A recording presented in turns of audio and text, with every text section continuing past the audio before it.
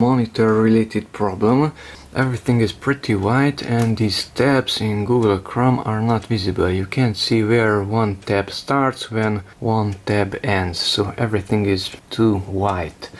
How to fix this problem? I'm using this monitor, which is an AOC U2477PWO. Okay, and it has some buttons here on the lower right side. 5 buttons. I will use the 4 on the left. So press the 4th one from left to enter the menu.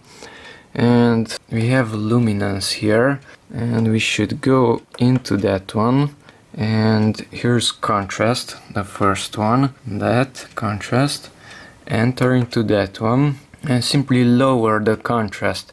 And as I will lower the contrast, those tabs will be visible. So now it's on 75 and it's not really visible. And now I'm lowering it and notice how darker they got.